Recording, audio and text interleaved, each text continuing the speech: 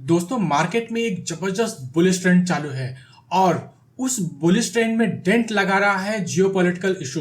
Daily हमें ऐसा लगता है कि सुबह कुछ हो जाएगा, कुछ न्यूज मिलेगी और उस न्यूज की वजह से मार्केट गैप डाउन हो जाएगा और इस रीजन की वजह से हम अपना ट्रेड कैरी फॉरवर्ड नहीं कर पा रहे हैं।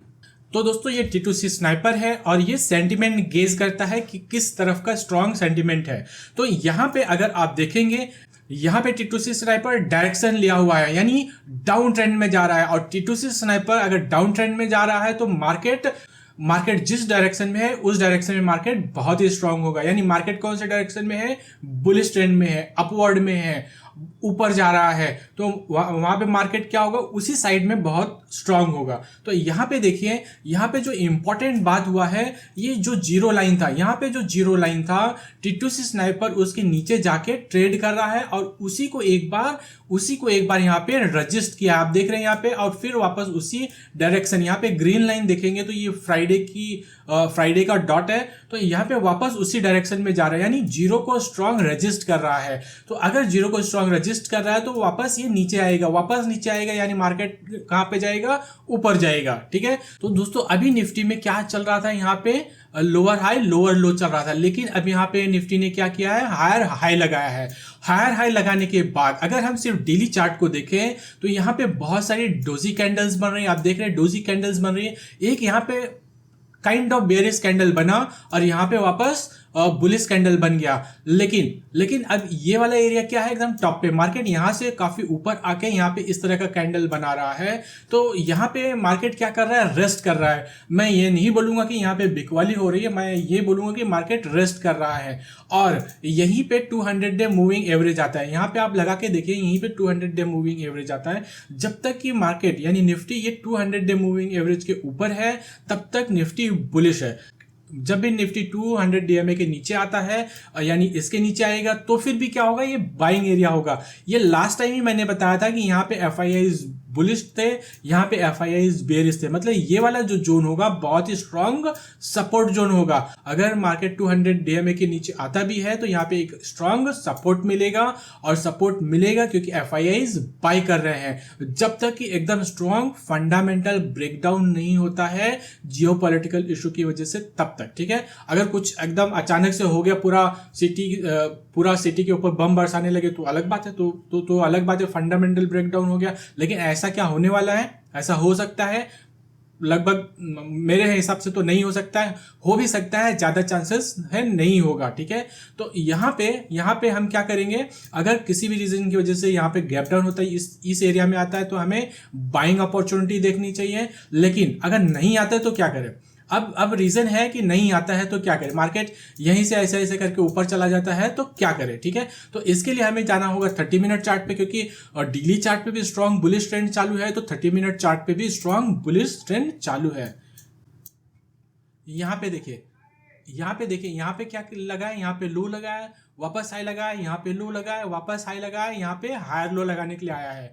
यहाँ पे निफ्टी क्या कर रहा है? हायर लो लगाने के लिए आया है, यानी ये वाला क्या हो गया? ये बाइंग एरिया हो गया। स्टॉप लॉस बहुत ही छोटा है, इस एरिया में स्टॉप लॉस है। यहाँ पे देखिए, ये वाला एरिया क्या है? ये वाला एरिया 24,200 का स्टॉप लॉस लगा के इस एरिया में करा जा सकता है बाइंग। और टारगेट क्या हो सकता है? पहला टारगेट 24,575, दूसरा टारगेट हो जाएगा 24,700। ठीक है दोस्तों, जब तक मार्केट इसके ऊपर बना हुआ है तो 1-2 दिन यानी डे ट्रेडिंग या इंट्राडे में मार्केट ऊपर ही रहेगा। लेकिन अगर इसका ब्रेकडाउन करता है तो जो स्ट्रॉन्ग सपोर्ट आएगा 23,850 के आसपास आएगा, क्योंकि ये वाला एरिया प्रीवियस स्विंग लो भी है हाई टाइम फ्रेम पे यानी डेली चार्ट पे, और यहाँ पे 200 डे मूविंग एवरेज भी आ रहा है, तो ये स्ट्रॉन्ग सपोर्ट होगा। तो यहाँ पे भी एक बार हम बाइंग देख सकते हैं। इस एरिया में भी आता है तो हम, अगर बुलिश कैंडल स्टिक पैटर्न बनता है तो हम यहाँ पे बाइंग देख सकते हैं। अब हमने निफ्टी देख लिया, निफ्टी स्ट्रांग बुलिश है डेली चार्ट पे, 30 मिनट चार्ट पे।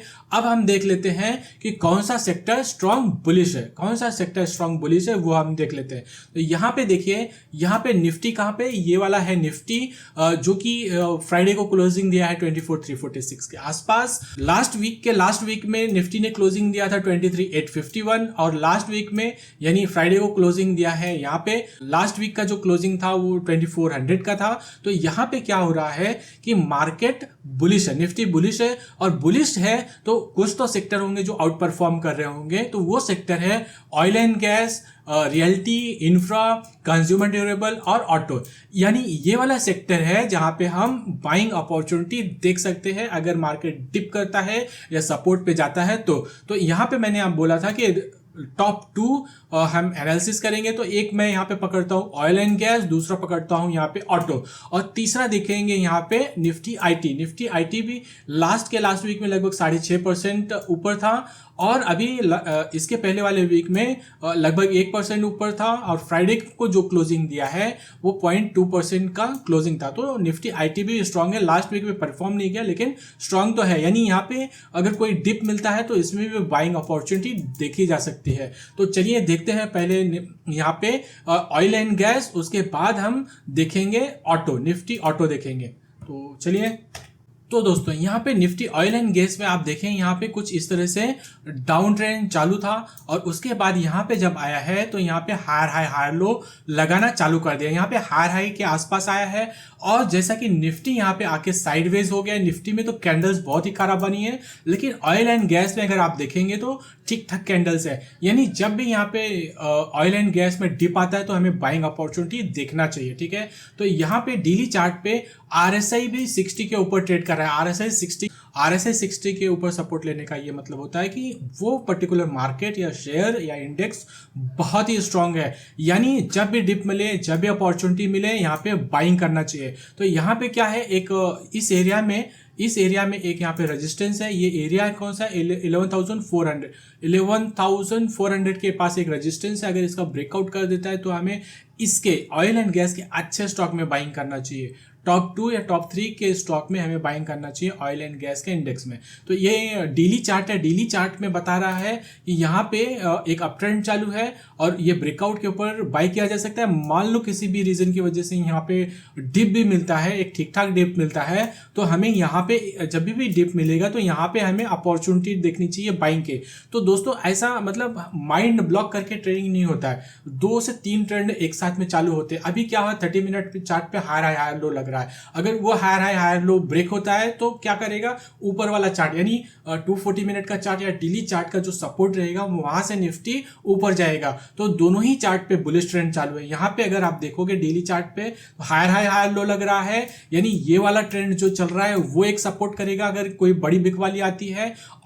और जब तक ये बिकवाली नहीं आ रही है तो हमें क्या देखना है, 30 मिनट का चार्ट। 30 मिनट के चार्ट पे निफ्टी ऑयल एंड गैस क्या कर रहा है, हम वहां पे भी ट्रेड ले सकते हैं। एक छोटा ट्रेड वहां पे भी एक छोटे ट्रेंड में ट्रेड लिया जा सकता है। आप देखोगे यहाँ पे कुछ इस तरह से यहाँ पे क्या कर रहा है, यहाँ पे क्या कर रहा है, इस तरह से यहाँ पे ये हो गया, ये हायर हाई हायर लोज लगा रहा है, ठीक है। इस तरह से यहाँ पे हायर हाई हायर लोज लगा रहा है। तो यहाँ पे अगर आप देखोगे ये क्या हो गया, अगर हम इसको हायर हाई माने, इसको हायर लो माने, तो ये हायर हाई हो गया। ये यहाँ पे क्या आ रहा है, हायर लो के आसपास सपोर्ट लेने के लिए आ रहा है। यानी अब यहाँ पे अगर कोई स्टॉक इस सपोर्ट के आसपास मिलता है जिसमें स्टॉप लॉस भी कम हो तो हम यहाँ पे ट्रेड ले सकते हैं। पहला टारगेट क्या हो जाएगा, ये वाला एरिया, इसका ब्रेकआउट होने के बाद तो खुला आसमान है, ठीक है। मान लो ये तो हो गया कि 30 मिनट चार्ट पे ट्रेड चल रहा है, उसमें ट्रेड हम एंट्री कर सकते हैं, राइड कर सकते हैं। मान लो ये वाला ट्रेंड जो चल रहा है ये ब्रेकडाउन हो जाता है, तो ये वाला ट्रेंड ब्रेकडाउन हो जाएगा। तो जो बड़ा वाला ट्रेंड चालू है ये तो इंटैक्ट है ना, ये वाला ट्रेंड इंटैक्ट रहेगा ना, यहाँ पे आएगा तो यहाँ पे तो हम बाय करेंगे तो वापस उसी ट्रेंड में चले जाएगा। जैसे यहाँ पे ट्रेंड पकड़ा वैसे यहाँ पे ट्रेंड पकड़ लेगा। तो हमें माइंड ओपन रखना है। जो 2-2, 3-3 ट्रेंड चले, यानी डेली चार्ट पे, वीकली चार्ट पे, 30 मिनट चार्ट पे ट्रेंड चालू है, तो हमें डिसाइड करना है कि हमने कौन से चार्ट का ट्रेंड पकड़ा है और कौन सा एंट्री पकड़ा है। 30 मिनट चार्ट का अगर हमने ट्रेंड पकड़ा है तो हमको उसके अकॉर्डिंग ट्रेड लेना है, और हमने डेली चार्ट का ट्रेंड पकड़ा है तो हमको उसके अकॉर्डिंग स्टॉप लॉस लगाना है और उसके अकॉर्डिंग ही ट्रेड लेना है। तो ऑयल एंड गैस हमने देखा, ऑयल एंड गैस बहुत ही स्ट्रांग है। अब एक बार हम देख लेते हैं यहाँ पे निफ्टी ऑटो, जो कि मुझे बहुत अच्छा लग रहा है। निफ्टी ऑटो एक बार देख लेते हैं यहाँ पे। निफ्टी ऑटो यहाँ पे अगर हम देखें तो निफ्टी ऑटो ने एक ब्रेकआउट भी करा है और 20 मूविंग एवरेज के ऊपर भी ट्रेड कर रहा है। आप देख रहे हैं यहाँ पे इस ट्रेंड लाइन का निफ्टी ऑटो ने यहाँ पे ब्रेकआउट करा है, ठीक है। तो यहाँ पे ब्रेकआउट करने के बाद ये वाला एरिया है जहाँ पे निफ्टी ऑटो यहाँ पे थोड़ा सेलिंग फेस कर रहा है। तो यानी क्या हो गया, अगर यहाँ पे नीचे आता है तो ये ट्रेंड लाइन का सपोर्ट लेगा, और नीचे आता है तो ये वो जो ट्रेंड चालू है उसका सपोर्ट लेगा, और यहाँ से मल्टीपल सपोर्ट लेके निफ्टी ऑटो ऊपर जाएगा। यानी अगर मैं बोलूं कि निफ्टी ऑटो में एक स्ट्रॉन्ग ट्रेंड चालू होने वाला है जो कि 6 से 7 महीने तक चलेगा। और अगर इसमें हम किसी अच्छे स्टॉक में एंट्री ले लेते हैं और 3 से 4 महीने के लिए एंट्री ले लेते हैं या 6 महीने के लिए एंट्री ले लेते हैं तो हमें एक अच्छा खासा प्रॉफिट हो सकता है। हमें क्या करना है, अभी निफ्टी ऑटो का जो बेस्ट स्टॉक है वो आप कमेंट में डालिए। अगर आपको चाहिए रहेगा तो मैं उसका प्राइस एक्शन और एनालिसिस करके अपने टेलीग्राम चैनल पे डालूंगा या जो कम्युनिटी पोस्ट है वहां पे पोस्ट कर दूंगा, ठीक है। और मेरे अकॉर्डिंग निफ्टी ऑटो का कौन सा स्टॉक बुलिश है मैं भी कम्युनिटी टैब पे पोस्ट करूंगा या तो अपना चैनल, अब जो टेलीग्राम चैनल है वहां पे पोस्ट करूंगा। तो फिलहाल अगर आप यहाँ पे देख रहे हो तो यहाँ पे मुझे ऐसा लग रहा है कि निफ्टी ऑटो में एक स्ट्रॉन्ग ट्रेंड चालू होने वाला है। चाहिए तो एक बार हम वीकली चार्ट भी देख लेते हैं इसका क्या है, और मंथली चार्ट भी देख लेते हैं। यहाँ पे वीकली चार्ट पे क्या है आप देखिए, वीकली चार्ट पे भी अगर आप देखोगे तो यहाँ पे 40 सपोर्ट लिया है आरएसआई में, यहाँ पे देखिए, और यहाँ पे 20 मूविंग एवरेज के ऊपर फर्स्ट टाइम क्लोज कर रहा है। कब से यहाँ पे ब्रेकडाउन करा है 14 अक्टूबर 2024 के बाद फर्स्ट टाइम 20 मूविंग एवरेज के ऊपर क्लोज करा है निफ्टी ऑटो। ये बता रहा है कि निफ्टी ऑटो बहुत ही स्ट्रांग है और हर डिप पे बाय करना चाहिए। यहां से एक अच्छा खासा ट्रेंड चालू होने वाला है निफ्टी ऑटो में, ठीक है। तो यहाँ पे निफ्टी ऑटो वीकली चार्ट पे भी स्ट्रांग है, डेली चार्ट पे भी स्ट्रांग है। अब हम देख लेते हैं यहाँ पे और 30 मिनट चार्ट। 30 मिनट चार्ट पे अगर आप देखते हो तो यहाँ पे 30 मिनट चार्ट पे भी क्या चल रहा है, यहाँ पे हाई लो चल रहा है। यानी यहाँ पे क्या है, ट्रेंड इंटैक्ट है और ये ट्रेंड का ब्रेकडाउन भी होता है। तो यहाँ पे क्या है, हायर टाइम फ्रेम पे 30 मिनट हायर टाइम फ्रेम यानी डेली चार्ट पे एक ट्रेंड लाइन का सपोर्ट है। उसके नीचे आओगे तो हायर लो लग रहा है, उसका सपोर्ट है। तो यहाँ पे oil and gas Nifty auto बहुत ही स्ट्रांग लग रहा है। और फिर इसके बाद हम देख लेते हैं एक बार निफ्टी आईटी में क्या हो रहा है। निफ्टी आईटी में मुझे ऐसा लगता है कि यहाँ से एक अच्छा खासा ट्रेंड चालू होने वाला है।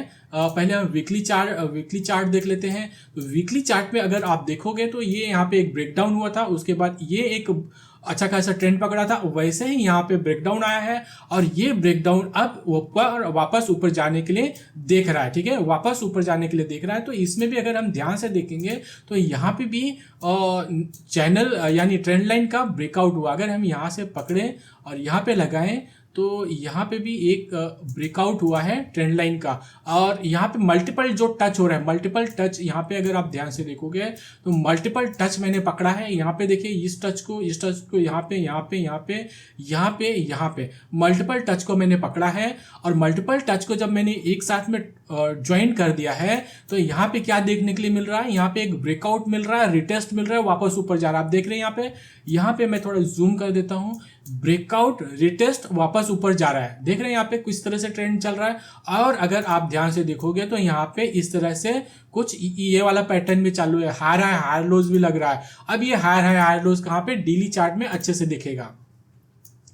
अब डेली चार्ट में अगर हम आते हैं, यहाँ पे देखिए डेली चार्ट में कुछ इस तरह से यहाँ पे खासा ट्रेंड चालू है। यहाँ पे अगर आप देखोगे छोटी छोटी कैंडल्स बन रही हैं, यहाँ पे आप देखोगे छोटी छोटी कैंडल्स बन रही, लेकिन इसमें भी ट्रेंड है। आप देख रहे हो यहाँ पे इसमें भी ट्रेंड है, यानी ये अप ट्रेंड है। और ब्रेकआउट होता है, ब्रेकडाउन होता है तो वापस क्या है, नीचे सपोर्ट है। तो निफ्टी आईटी निफ्टी ऑटो में हम एक अच्छा ट्रेड दे सकते हैं। मेरे हिसाब से निफ्टी ऑटो में एक अच्छा ट्रेंड मिल सकता है। निफ्टी आईटी का भी अगर कोई स्टॉक मिलता है तो वहां पे भी हम ट्रेड ले सकते हैं, और ये ट्रेड 3 से 4 महीने या 5 महीने के हिसाब से लिया जा सकता है। क्योंकि एक बार यहाँ पे चला है, एफआईआई जब बाय करते हैं तो एफआईआईज 1-2 दिन या 10 दिन या 20 दिन के लिए बाय नहीं करते, 3 महीने 4 महीने 6 महीने के लिए बाय करते हैं, मार्केट को एकदम ऊपर लेके जाते हैं। और अगर आप मेरी बात मानो तो अगर यहाँ पे जियोपॉलिटिकल इशू नहीं होता तो यहाँ पे हमें एक अच्छी अपॉर्चुनिटी थी, एक अच्छा ट्रेड था जो हम यहाँ से राइड कर सकते थे। बस ये जियोपॉलिटिकल इशू है जो हमको रुका रहा है, हमको ट्रेड अच्छा खासा मतलब हैवी ट्रेड मार्जिन लेके ट्रेड लेने के लिए नहीं दे रहा है। तो यानी कैश मार्केट में छोटे छोटे ट्रेड लेना पड़ रहा है कि कल गैप डाउन हो जाएगा तो क्या होगा। तो अब गैप डाउन हो जाएगा तो क्या होगा, उसके लिए हम क्या कर सकते हैं, जो फ्यूचर वाले स्टॉक है, जो फ्यूचर वाले स्टॉक है या फ्यूचर में जो इंडेक्स ट्रेड कर रहा है जिसमें वॉल्यूम है, उसमें हम क्या कर सकते हैं कि हमें जब ये सपोर्ट मिले, जैसे यहाँ पे सपोर्ट भी मिल रहा है, तो हमें यहाँ के आसपास का कॉल बाय करना है। ठीक है, यहाँ के आसपास का कॉल बाय करना है, ऊपर का यहाँ का कॉल सेल कर देना है। यानी क्या हो गया, ये बुल कॉल स्प्रेड स्ट्रेटजी हो गया। इसमें जो स्टॉप लॉस होता है आपके हिसाब से होगा, जितना प्रॉफिट चाहिए, अगर ज्यादा प्रॉफिट चाहिए तो ये कॉल जो सेल है ज्यादा ऊपर का कर दो, प्रॉफिट ज्यादा आएगा लेकिन लॉस भी बढ़ जाएगा। तो ये जितना नजदीक का आप सेल करोगे उतना कम प्रॉफिट होगा और लॉस भी उतना कम होगा। तो आप ये वाला स्ट्रेटजी ट्राई कर सकते हो, bull call spread strategy try कर सकते हो इस पर्टिकुलर सिचुएशन में जब यहाँ पे जियोपॉलिटिकल इशू चल रहा है। ठीक है, तो यहाँ पे हमने देखा निफ्टी T2C स्नाइपर देखा, निफ्टी देखा, और यहाँ पे हमने टॉप जो सेक्टर्स है जो निफ्टी को आउट परफॉर्म कर रहे हैं हमने उनको देखा। हमने कंक्लूड किया कि निफ्टी स्ट्रांग बुलिश है, एफआईआई स्ट्रांग बाई कर रहे हैं।